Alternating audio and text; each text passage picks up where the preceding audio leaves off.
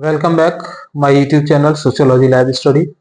और जैसा कि हमने पिछली क्लास में हमने अध्ययन किया कि जाति क्या है, इसमें स्पष्ट रूप से यह आया कि जो जाति का सीधा सीधा संबंध जन्म से होता है, अर्थात व्यक्ति ने जहाँ जन्म लिया है वही उसकी जाति होती है। और मजूमदार और मदान ने ऐसे कहा है कि जाति एक बंद वर्ग है, अर्थात जिस जाति में आपने जन्म लिया है आप उसी जाति में रहेंगे, उसको आप चेंज नहीं कर सकते। तो उसी क्रम में आज की जो क्लास है उसका टॉपिक है जाति की उत्पत्ति के सिद्धांत, अर्थात theories of origin of the caste system. जो जाति व्यवस्था है उसकी उत्पत्ति के कौन कौन से सिद्धांत हैं, इसके बारे में आज हम बात करेंगे।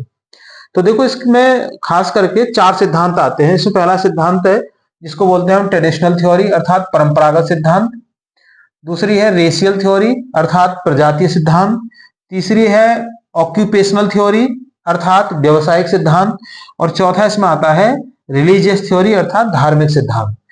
अब ये उत्पत्ति के 4 सिद्धांत हैं स्पष्ट रूप से, मतलब उससे तो थोड़ा हम हटके अगली क्लास में बात करेंगे, जिसमें गीता में भगवान कृष्ण ने कहा है कि चातुर्वर्ण्यम मया सृष्टम गुण कर्म विभाग सा, अर्थात 4 वर्णों से बनी हुई जो मेरी सृष्टि है वो गुण और कर्म के आधार पर विभाजित की गई है। तो इसके बाद वाली जो क्लास है हम इसी श्लोक पर आधारित पूरी बेस्ड होगी और ये जानने की कोशिश करेंगे कि धर्म ग्रंथ है वो किस तरीके से जाति की व्याख्या करते हैं। तो आज तो टोटल हम पूरी थ्योरेटिकल ही बात करेंगे, अर्थात बीए सेकंड सेमेस्टर की एक क्लास है, तो उसमें उस सिलेबस में जिन समाज शास्त्रियों ने जो बता रखा है उन्हीं सिद्धांतों के बारे में मैं यहाँ पर बात कर रहा हूँ, जिसमें 4 सिद्धांत हैं जो अभी मैंने आपको बताया कि एक है इसमें परंपरागत सिद्धांत, दूसरा है प्रजातीय सिद्धांत, तीसरा है व्यवसायिक सिद्धांत और चौथा है इसमें धार्मिक सिद्धांत। तो 4 सिद्धांत दिए गए हैं, आपको याद करने में भी ज्यादा मुश्किल नहीं होगी, आसानी से याद कर सकते हैं। तो क्या सिद्धांत है ये, थोड़ा इसको समझने की कोशिश करेंगे। तो पहला जो है ट्रेडिशनल थ्योरी है, जिसको हम हिंदी में कहते हैं परंपरागत सिद्धांत। परंपरागत सिद्धांत, जैसा कि इसका नाम है, परंपराओं पर आधारित है ये, और परंपराओं पर आधारित होने के कारण ये बताता है कि जो जाति की उत्पत्ति है वो कैसे हुई है।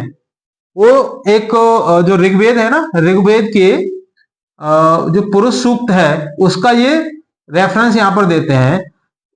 ऋग्वेद के पुरुष सूक्त में उसमें क्या कहा गया है, उसमें यह कहा गया है कि जो उत्पत्ति हुई है जाति की वो इस तरीके से हुई है कि जो ब्रह्मा है, ब्रह्मा के मुख से, ब्रह्मा के मुख से किसकी, ब्राह्मणों की उत्पत्ति हुई है, ब्राह्मण, इसलिए ये सर्वोच्च होते हैं। ठीक है। दूसरा इसमें बताया गया कि मुख से ब्रह्मा की और उसकी भुजाओं से क्षत्रियों की, क्षत्रियों किससे हुई है, ब्रह्मा की भुजाओं से, और उसके उदर से वैश्यों की, वैश्य, और उसके पैरों से शूद्रों की, शूद्रों की उत्पत्ति हुई है, ऐसा माना गया है। ब्रह्मा के मुख से ब्राह्मणों की उत्पत्ति हुई है, उसकी भुजाओं से क्षत्रियों की उत्पत्ति हुई है, उसके उदर अर्थात पेट से वैश्यों की उत्पत्ति हुई है, और उसके पैरों से शूद्रों की उत्पत्ति हुई है। अब सवाल आता है कि ये तो वर्णों की बात हुई, वर्ण व्यवस्था की, तो जाति कहां से आई। तो इसमें यह बताया गया कि जैसे विवाह होते हैं तो उन विवाहों में एक विवाह होता है अनुलोम, ठीक है, और एक होता है प्रतिलोम, प्रतिलोम। अब अनुलोम विवाह को मान्यता होती है, प्रतिलोम को मान्यता नहीं होती है। अब इसमें क्या है कि इसमें कुछ लोगों ने प्रतिलोम विवाह को अपना लिया। प्रतिलोम विवाह मतलब आप जानते होंगे, अनुलोम क्या है कि जो कन्या है ना, कन्या अपने से उच्च कुल में विवाह करती है, क्लास बहुत लंबी हो जाएगी, कन्या अपने से उच्च कुल में विवाह करती है, यह अनुलोम होता है। और जब वो निम्न कुल में विवाह करती है, निम्न कुल में, ठीक है, निम्न कुल में करती है, तो ये क्या है, ये प्रतिलोम विवाह हो जाता है। तो सवाल यहां पर यह आया कि अगर किसी ब्राह्मण की कन्या ने, ब्राह्मण की कन्या ने, ठीक है, और शूद्र के पुरुष के साथ में, शूद्र के युवक के साथ में विवाह कर लिया, ठीक है, ये कन्या, तो ये क्या हुआ, ये प्रतिलोम विवाह हुआ, ये प्रतिलोम विवाह हुआ। तो प्रतिलोम विभाग के परिणाम स्वरूप जो संतान आई, उस संतान को नाम दिया गया वर्णशंकर। वर्णशंकर, ठीक है। तो वर्णशंकर जो संतान हुई तो उसको ब्राह्मण की तो मान्यता नहीं मिली, वो शूद्र में रहे। लेकिन जब शूद्र में रहते हुए उन्होंने अपने को शूद्रों से ऊपर स्थापित कर लिया, क्योंकि कन्या किसकी? ब्राह्मण वर्ण की। तो उसने उन शूद्रों में अपने को शूद्र नहीं माना, वो अपने को ब्राह्मण मान लिया। तो ना तो वो ब्राह्मण रही, ना ही वो शूद्र हो पाई। तो इससे क्या हुआ? एक नई जाति का प्रादुर्भाव हुआ, ऐसा माना जाता है परंपरागत सिद्धांत के अंतर्गत। मुझे लगता है समझ गए होंगे अब आप। तो ये परंपरागत सिद्धांत है जो वर्णों के मिश्रण की बात करता है, ठीक है ना। अब बात करते हैं इसके दूसरे सिद्धांत की। दूसरा सिद्धांत है जिसको कहते हैं रेशियल थ्योरी, या इसको प्रजातीय सिद्धांत। प्रजातीय सिद्धांत, प्रजातीय सिद्धांत। प्रजातीय सिद्धांत का क्या मतलब है? प्रजातीय सिद्धांत के बारे में खास करके तीन जो समाजशास्त्री हैं उनके नाम आते हैं, ठीक है। इसमें एक नाम आता है जो सबसे प्रमुख नाम है, वो है उसका हर्बर्ट रिजले का। हर्बर्ट रिजले, इसने सबसे पहले प्रजातीय सिद्धांत दिया, और बाद में मजूमदार और जीएस घुरिये, इन समाजशास्त्रियों ने भी प्रजातीय सिद्धांत पर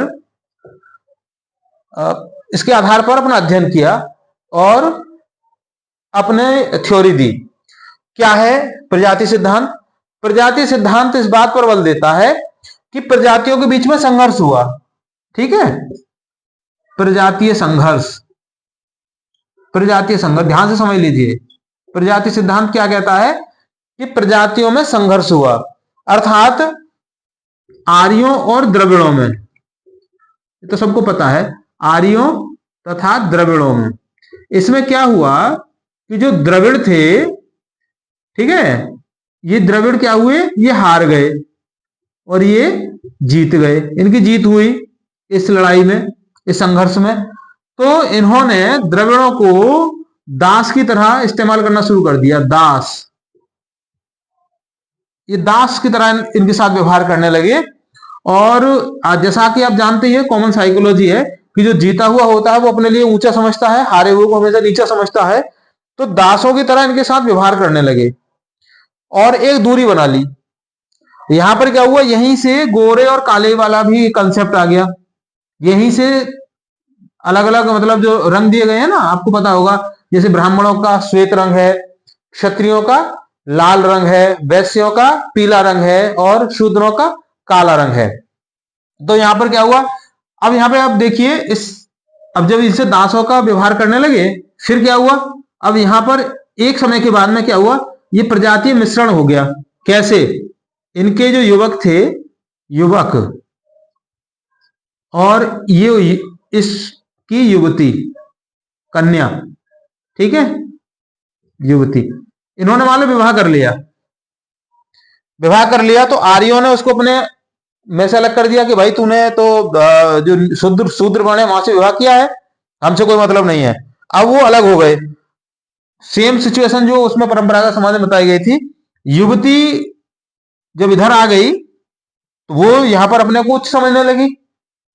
तो यहां से एक तीसरे मतलब समुदाय का जन्म हुआ। यहां से माना जाता है ये जो अलग जिनकी उत्पत्ति हुई, ये यहां से जाति निकल के आई, ये एक अलग से जाति हो गई। तो इसीलिए वर्णों के बीच में बहुत सारी जातियां आई। तीसरा सिद्धांत है इसमें ऑक्यूपेशनल सिद्धांत, या जिसको हम कहते हैं व्यवसायिक सिद्धांत। व्यवसायिक सिद्धांत, व्यवसायिक सिद्धांत, व्यवसायिक सिद्धांत, ये जो सिद्धांत है इसके जो समाजशास्त्री हैं उसमें दो का नाम आता है। एक नाम आता है नेसफील्ड का, याद रखना ये नेसफील्ड, और एक नाम आता है इसमें बिलंट का। बिलंट, BLUNT, बिलंट, या हिंदी में लिखेंगे इसको बिलंट। ये नाम आते हैं।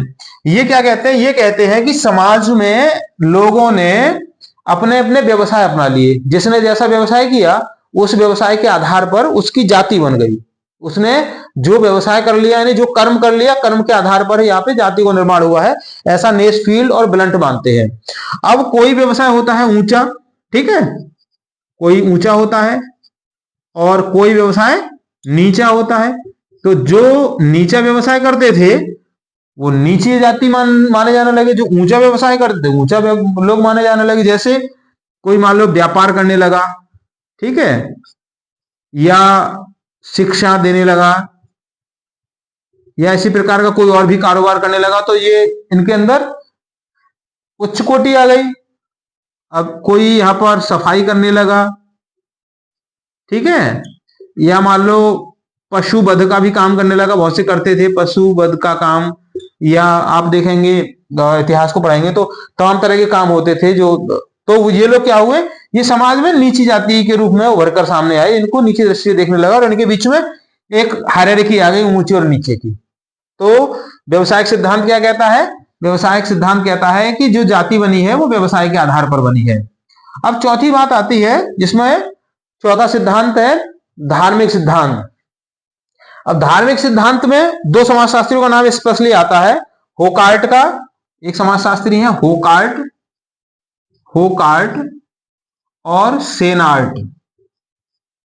सेनार्ट इन्होंने बताया कि जो धार्मिक सिद्धांत है वो इस बात पर बल देता है कि समाज में पहले क्या होता था, कर्मकांड बहुत होते थे, कर्मकांड, कर्मकांड। अब इन कर्मकांडों को संपूर्ण कराने के लिए बहुत सारे लोगों की आवश्यकता पड़ती थी। तो इन कर्मकांड को पूरा करने के लिए जिन जिन लोगों की आवश्यकता हुई, जैसे जैसे लोगों की आवश्यकता हुई, उनको जो जो काम दिए गए उसमें उसी के हिसाब से जाति की उत्पत्ति हुई। और बाद में एक समाजशास्त्री हुए जे.एच. Hutton, JH. हट्टन। इन्होंने भी इसी सिद्धांत को फॉलो करते हुए बताया कि किस तरीके से एक नागा जाति के एक माना सिद्धांत को इन्होंने माना एक सिद्धांत, इसका उन्होंने अध्ययन किया और बताया कि जातियों की उत्पत्ति किस तरीके से हुई है। तो जो कर्मकांड की जो व्यवस्था है उसमें जो जिनको ऊंचा काम दिया गया, जैसे यज्ञ करने का काम, आहुतियां देने का काम, तो वो ऊंची जाति के लोग माने गए। जिनको लिए साफ सफाई का काम दिया गया है ना, बलि प्रथा होती थी उस समय, तो वो लोग उन लोगों को निम्न जाति से माना जाने लगा। और ये जो सिद्धांत है, ये ही सिद्धांत खास करके रिलीजियस थ्योरी यही स्पष्ट करती है कि जो ब्राह्मण हैं उन ब्राह्मणों का जो रंग है वो कैसा होता है, सफेद होता है, सफेद, ठीक है। क्षत्रियों का कैसा होता है, क्षत्रिय, इनका होता है लाल। और वैश्य का कैसा होता है, वैश्य का होता है पीला, और शूद्रों का होता है काला। अब आप देखिए जाति कैसे आई अस्तित्व में। जे.एच. हट्टन भी इस बात को कहते हैं कि जो जातियों में जो स्ट्रक्चर है, बाहरी स्ट्रक्चर है, उसके आधार पर भी आप पहचान सकते हैं। वो ये मानते हैं कि जिनका रंग सफेद होता है वो मोस्टली ब्राह्मण होते हैं। तो इनमें भी क्या हुआ, एक मिश्रण, मतलब प्रजातीय मिश्रण हुआ। जैसे ये मिक्स हो गए, या ये मिक्स हो गए, या फिर ये मिक्स हो गए, तो इनसे जो न्यू जनरेशन निकल के आई, ठीक है ना, यहां से जाति व्यवस्था उत्पन्न हुई, जातियां आई निकल के। मेरी बात को समझ रहे होंगे कि अगर मान लीजिए किसी ब्राह्मण वर्ण का युवक है और क्षत्रिय युवती है, तो उन्होंने आपस में शादी कर ली, तो ठीक है, तो वो क्या हुआ, ना तो ब्राह्मण है ना क्षत्रिय है, तो उन्होंने अपनी एक जाति निकल आई अलग से, वो एक जाति आ गई निकल के, वो एक जाति बन गई। तो जातियों का जो उद्भव है वो ऐसा माना जाता है कि इनके वर्णों के मिश्रण से जातियां अस्तित्व में आई हैं, ठीक है। तो आज की क्लास में बस इतना ही, क्योंकि ये आपके सिलेबस से रिलेटेड है। आप ध्यान रखिए 4 थ्योरी है, ट्रेडिशनल, रेशियल, ऑक्यूपेशनल और रिलीजियस। एग्जाम की दृष्टि से बहुत ही महत्वपूर्ण प्रश्न है ये, तो इसको आप तैयार कर लीजिए। कल बात करेंगे इसमें कि जो गीता में भगवान कृष्ण ने कहा है ना, चातुर्वर्ण्यो मया सृष्टं गुण कर्म विभाग सा, तो क्या है उस श्लोक का मूल और क्या है जाति की उत्पत्ति, उसके बारे में। तो आज की क्लास के लिए बस इतना ही, मिलते हैं अगली क्लास में। थैंक यू एंड जय हिंद।